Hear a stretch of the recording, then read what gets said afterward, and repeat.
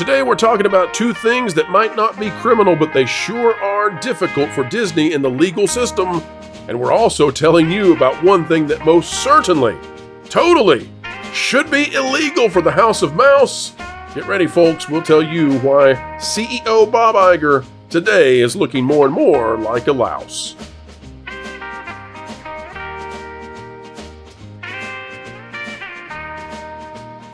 Mirror, mirror on the wall, what's the most illegal thing of all? That's what Disney is asking, and Culture's smiling because that's a great intro. I don't normally brag on them, folks, but that's a good one and you know it. Did we make you laugh? Did we make you LOL? Sorry if you spewed your coffee somewhere. Culture, how are you today? Fantastic. I'm great to be here, Pro. I'm excited to talk about something that's rather disgusting, so let's go for it. Well, that is the modus operandi of Disney these days. Folks, something that's not disgusting, consider clicking the like button. We sure would like that. And let's dive straight into the content, which is Disney. Well, they're getting hit with some claims from judges that what they're doing is wrong, and it's preventing them from doing the stuff they want to do. Culture, this thing we're going to be talking about in regards to ESPN and the JV and all of that, this was largely what Disney used to block Nelson Peltz and Jay Rasulo from getting on the Disney board. Mm-hmm. Turns out it's so wrong that a judge is saying, no, you won't. We'll get to that in just a second, Culture, but I do want to get your take on this before we go there. And that is, well, talk about bad. Disney claiming, and we did a video on this, but Disney claiming that they don't have to face a wrongful death lawsuit because the husband of the deceased, once upon a time in 2019, had a 1-month trial subscription to Disney Plus, and the terms of service apparently forbid you from filing a lawsuit if Disney somehow, in some way, even in a tertiary manner, kills you. Culture, what do you make of this insanity that Disney has pulled out for their defense? I think it's utterly ridiculous, and this is again this is the modus operandi, as you said during the early part of the intro, for Disney right now. They're trying to claim in this particular case that they don't have accountability for this doctor's death, this woman's death, and they want to pretend like they can use these terms of service or end user license agreement or whatever it happens to be when you sign into any of their stuff, that you will have to in future, in perpetuity, hold them harmless in any of these types of situations, which I find utterly disgusting. It's also outside of the reasonableness part of the law. And I really wish we had an attorney here with us right now, because this is so far outside of reasonable that if the judge doesn't knock that particular claim down, we will be hung with this by every company that has any subsidiary or anything else, that they will say, hey, well, you signed this EULA over here and this TOS over there, so you got to hold us harmless now that, all your kids died. Well, Culture, every single company now seems to have an app. Mm-hmm. And everybody is clicking through to get those apps and get their little Starbucks reward stars and their Mickey D's and whatever it is. I don't even know, but, there's tons of apps, and every single company has one. If clicking on the I agree button with that, 37 paragraphs of legalese, if that makes it so they can kill you and they're off the hook, then goodbye judicial system. I think you're right. The more amazing thing to me, because I don't think this will stand, Culture, and by the way, I also don't know that Disney should be liable in this situation, but they should be liable, their attorneys, for such a stupid defense. Culture, why would they even try this? Why would they just not say, this wasn't our restaurant, we are not liable? Why would you go with this defense that causes people to get so angry at you? I think a lot of it is because Disney realizes that they place a lot of rules on any of their affiliates, which would be anybody that does business on their property, which includes, the same kind of pursuit of allergy-free food and everything else. They hold all these different entities to the same standards that they apply to themselves. So by doing so, they not culpable, because they're enforcing these policies on, these, leaseholders, in this case, the people who own Raglan Road. So I think they want to try to distance themselves from that, which they have also argued during the course of this case. But they're worried that because you can go after the deepest of pockets, in addition to the owners of Raglan Road's pockets, They don't ever want to be on the hook for any of their restaurants or anything they don't own on their own property. I think that's the reason that they're trying to get out from underneath this as quickly as they can. They Yeah, want to, yeah. with with a response though that probably has a PR cost greater than what they would have ever paid out. That's what fascinates me. We also took a little bit of criticism in the video that we covered this culture, where some viewers said, "Come on, Pro, why didn't you name the restaurant where it occurred? Why don't you just call it out?" And the reason, folks, we said in the comments, but I'll say it again. Um, Raglan Road is not a single restaurant. At least it's our belief of that. There's actually another thing called Cooks of Dublin, and so we're not exactly sure some of the details, and that's why we've been very cautious in what we say. All right, well, let's talk about throwing caution to the wind then, eh? How's that for Okay. you, culture? You ready? Yeah. Here you go.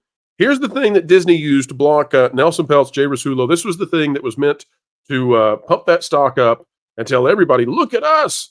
1/3 of the company is devoted to sports. Not only are we doing great things with ESPN, but we're going to have even more sports coverage. It will be everywhere. Disney, Disney, Disney. It'll be the only way you can watch anybody on the gridiron. And guess what? A judge has said no. Let's read this one. It's by Brian Steinberg. It's out of Variety. Judge bars Disney, Warner, Fox from launching sports streamer Venu. Here's what it says. The much discussed streaming sports joint venture backed by Disney, Fox, and Warner Brothers Discovery has been blocked. U.S. District Judge Margaret Garnett in federal court in Manhattan barred the three companies on Friday from launching Venu, deciding that the Fubo TV sports streaming service would likely prevail on claims that the new broadband entity would substantially lessen competition and restrain trade, i.e., folks, monopoly. Fubo launched in 2015 as a startup focused on streaming sports programming. We respectfully disagree with the court's ruling and are appealing it, Disney, Fox, and Warner Brothers Discovery said in a statement. We believe that Fubo's arguments are wrong on the facts and the law, and that Fubo has failed to prove it's legally entitled to a preliminary injunction, although that's happened. Venu Sports is a pro-competitive option that aims to enhance consumer choice by reaching a segment of viewers who currently are not served by existing subscription options. Now, culture, we could get into the weeds on this. We can get into the nitty-gritty. I think there's a more important thing to discuss here, and that is, in your estimation, do you believe that Disney and Bob Iger hoodwinked investors and put something out that is at best legally tenuous and at worst was always on the precipice of being ruled in this way? Do you think they hoodwinked the investors just to get rid of Nelson Peltz for another year?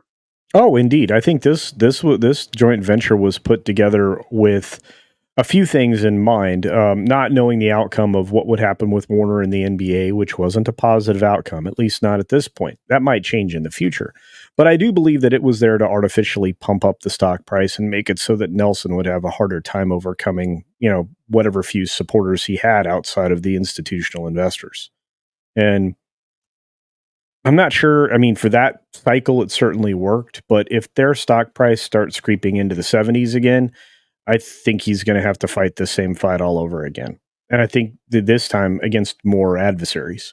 So, yes, I do believe it was kind of maybe not nefarious, but calculated. So, culture, we've heard from Ike Perlmutter that if the Disney stock drops down into the 75 to 85 territory, he might be interested in getting back in. We have heard from various sources that Elon is interested in engaging in going after Disney. Not sure exactly what the details might be, but just to refresh everybody, it did have a slight uptick at the end of the week, but still sub 90. And this is after D23, when Disney is supposed to be having their very best in terms of messaging, in terms of, this is the glowing reception that you should receive from the company. And yet they had their worst week ever after this. And this, I think this announcement about the sports venue, well, that was sort of the icing on top of the worst week I've ever seen from this company. Jonas and I did a video yesterday morning where we literally spent 30 minutes just going through the horrible issues that Disney had. And we're not done, by the way. But culture, here's what I guess I'm curious about. Now, we don't give financial advice, but if the sports venue was part of what lifted that stock and maybe made it more difficult with Nelson Peltz, if it is now ruled to be monopolistic, or at least of an oligarchical kind of nature, and it's not allowed to go through, that landed at the end of Friday. I don't suspect that it's factored into the stock yet. Nope. Again, no financial advice here. Do you think that this is a significant part of Disney, or do you think that they had already downplayed this after blocking pelts and maybe it won't come up as a big influence on the stock? What do you think? It's odd because the story has been playing in the trades like once a week or so. So Hollywood's aware of it. Whether or not investors are still aware of it, it's hard to say. And it's sold as a bigger piece of their streaming puzzle. But it got downplayed recently as something that was not going to last forever. It was a temporary engagement, with these other entities. Well, that was their defense. Warner. That was how Disney was trying to protect themselves from this judge. All of a sudden, the judge started asking hard questions, and Disney came back after using this as a huge promotion, to block pelts. They're like, "Oh no, this is definitely not a big deal, and we have no intentions of running it for a very long time. Yeah. No worries. This is a pile of crap. You do not have to worry about it, Judge." Well, but here's the weird thing. Upon discovery, we find that they weren't really going to earn additional revenue from it other than what the subscription price was, because they weren't going to be able to sell commercials on it. So it's like, this is commercial television that you could just get in your house anyway. Right. This was all a mirage, an intentional mirage, perhaps, to woo investors. We're not alleging that Disney did anything illegal or unethical. Calculated. I like that. That. You know something that's not calculated, Culture? When you hit that ratio that I predicted. Oh no. This ought to be illegal. Putting out this kind of a movie ought to be illegal. I think we end it, folks. You heard it here. We predicted it. Very few did. I said this will reach a 10-1 dislike to like ratio, and we're there. 10-1. 800,000 at the time of recording. 800,000 dislikes to 70,000 likes. That part of the reason it's so incredible is it's not even to 7 million total views yet, and it has 800,000 dislikes. And Culture, these can't all be Russian bots. These can't all be, I don't know what they're going to come up with for the excuse on this one. Bro, you know how you know it's not bots? Look at the 33,000 comments. That is bad. They're all in Russian. They're not like this Snow White. She is different than the old one.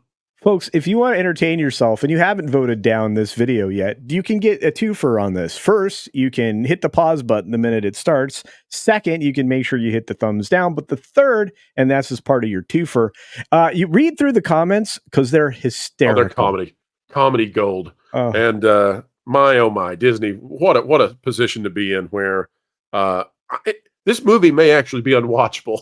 I mean, you and I, Culture, I presume that you have seen the Whistle While You Work full song that was released at D23.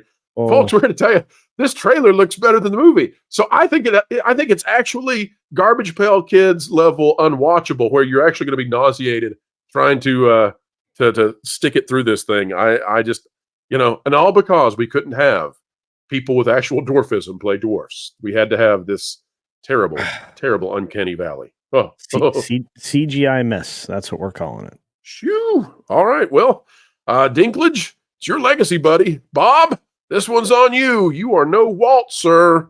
But we'll continue to cover all of this. Culture, final thoughts on the topics, and should Snow White be literally illegal at this point? I think so. I mean, and that's where the judge needs to rule. We need a ruling here. We need a ruling. Should this get into theaters? No, but honestly, I mean, they have to release it. They've spent, almost $400 million on it. So have mercy on them, Culture. Have mercy. I'm going to tell you, things aren't out of it, Disney. And look, you are correct. The person to blame here is Peter Dinklage. He definitely went about pulling up the step ladder behind him so that nobody else could climb on the table. He doesn't want any small person to stand upon his tiny shoulders. No. That will not happen. No. All right. Wow. Well, folks, it's been a week for Disney, and we've got more on the way. Tomorrow morning, you are not going to believe the interview that we have. I'm just putting it out there for all of you still watching this video. Tomorrow morning, Sunday morning, you will not believe what we're going to relay to you in terms of Disney and their depravity. It's even I was shaken by the interview that we will have, and we hope that you will be there. Do not miss it. It's going to be rather glorious, and you will be aghast. You'll be horrified. Do you know what else people should not miss? What? You run a heck of a casino here on YouTube, and we try not to tell folks because it'll get them in trouble. I don't even know if we can say some of these things, but you run a heck of a casino, sir, and everyone's a winner over at Culture Casino. Tell the folks out there what's coming up.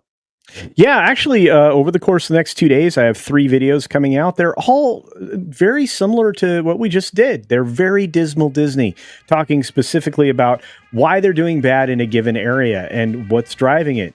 And I don't think a lot of people talk about that other than, of course, WDW Pro, That Park Place, and, well, our little cadre of channels. So do check out my little channel, Culture Casino, where, as Pro said, you never leave a loser. You're always a winner at Culture Casino when it comes to pop culture and entertainment news.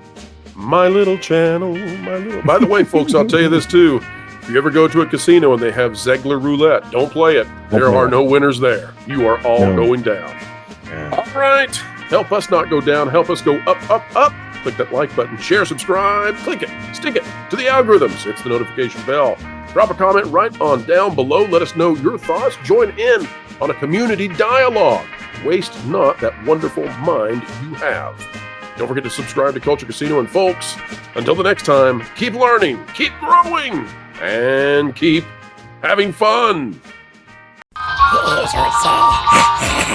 You'd better hang on to your feathers, little bird. They need to put you in the show.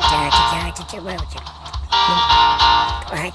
Jose, what are you listening to? You don't even have ears. Vacation Radio 24/7.